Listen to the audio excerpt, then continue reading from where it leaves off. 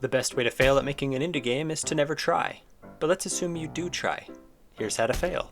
So you've decided to make a roguelike, because roguelikes are easy, or at least that's what you've been led to believe, which is great. You should continue to believe that roguelikes don't require the most precise and delicate attention to balancing out difficulty, progression, random level generation, and many other things, more than probably any other game genre.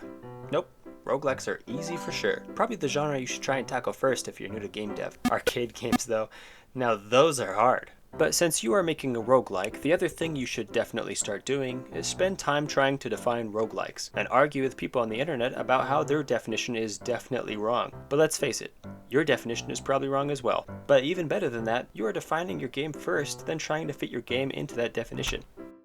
If you wanted to succeed, you would just make a game as fun as possible first, and then try and define it after. But we're trying to fail here, so pigeonholing yourself into a specific category is actually a really great idea.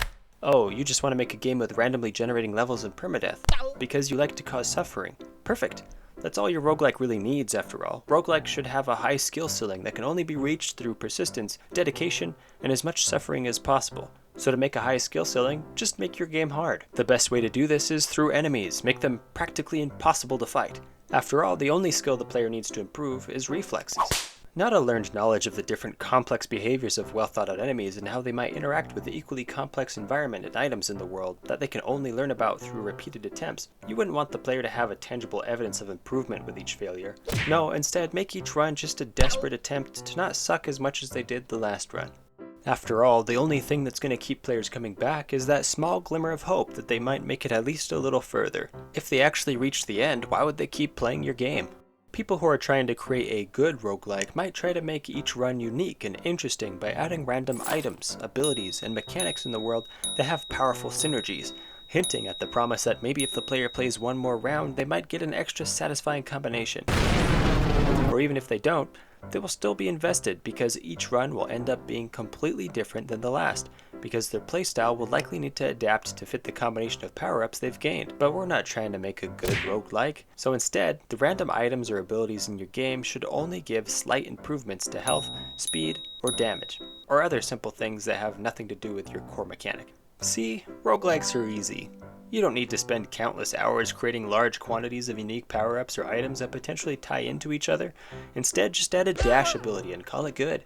Again, the only skill players really require to develop is reflexes, so your randomly generating world can consist of just empty rooms or blank platforms, with long stretches of boring repetition.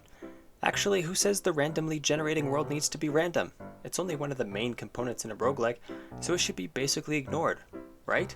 So, while developing, if at any point something about a roguelike just seems like it's too hard to add, take an easy shortcut, or don't add it. Then call your game a roguelite instead of a roguelike, and hopefully everyone will think you know what you're talking about, so they don't judge your game too hard. Either way, if you follow these instructions carefully, you are bound to succeed at failure. Hey everyone, thanks for watching and stuff. If you're still here now, I guess you get to hear me say words. But if you want to do me a solid, you could leave a comment. It'll boost my self-esteem. Unless it's a mean comment, then I might cry. Because I care so much.